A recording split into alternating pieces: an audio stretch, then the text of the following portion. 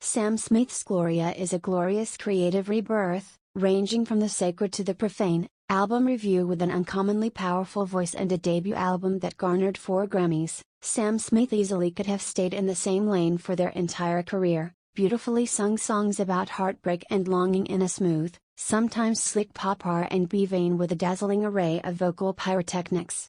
But after 3 albums, so much heartache and moping began to feel like a third dinner with your recent big breakup friend. Smith's 4th album, Gloria, is not that at all. It's a wild, wide-ranging night out that's tinged with adventure and some danger, but still gets you home safely. More than a new chapter for Smith, it's a musical rebirth that completely redefines them as an artist. There are smooth and commercial songs along with ballads and slow jams and dance floor anthems, and most of all, an adventurousness that was only hinted at before. It's full of surprises.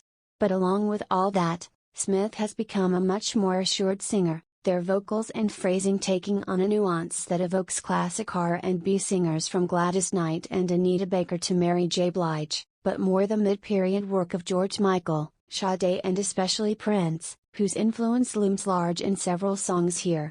There's plenty of the powerhouse soaring that fans crave, but it's used strategically and sparingly, with the focus more on suiting the mood and the lyric than shattering glass.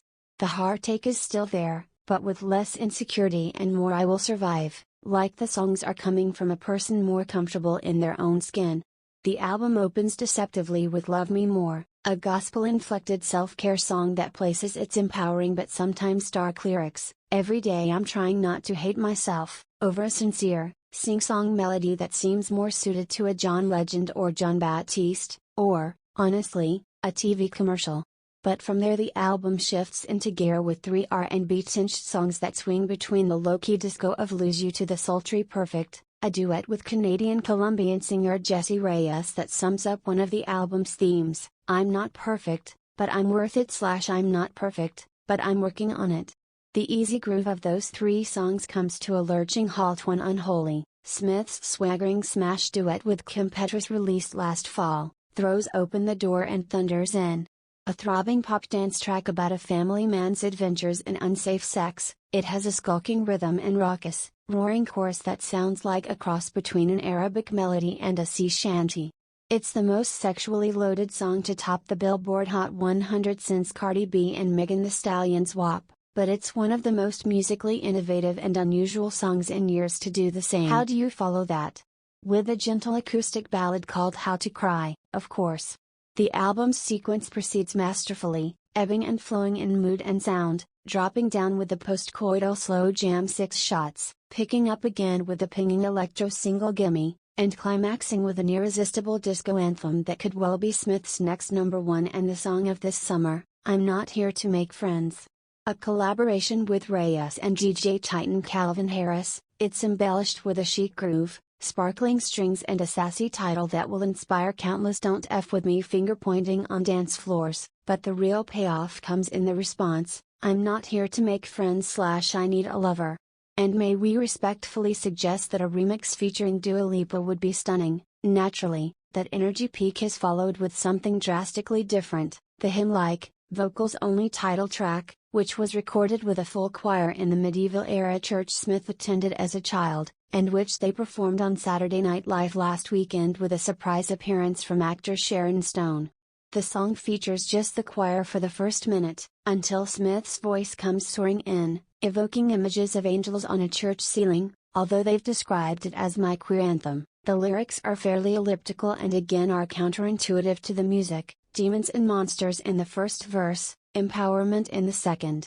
But the spiritual themes of a song called Gloria sung by a medieval-sounding church choir could not be more obvious.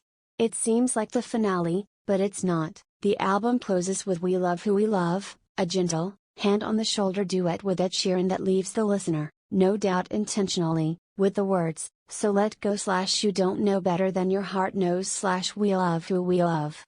For such a musically far-reaching album, with 11 fully realized songs in just over 33 minutes, no less, it's surprising that Smith and longtime musical collaborator Jimmy Napes worked mostly with just 2 teams, the long-running multi-platinum Norwegian duo Stargate, Beyoncé, Mariah Carey, Rihanna, and the quartet of Ilya, Circuit, Blake Slatkin and Elmer Fetty, Ariana Grande, Nicki Minaj, The Weeknd, Lil Nas X, Justin Bieber. Between them, Although We Love Who We Love was helmed with longtime Sheeran collaborator Johnny Mac. Their contributions can't be understated, but there's no question that this is Smith's story. It feels like emotional, sexual and spiritual liberation, they said of the album when it was announced last fall.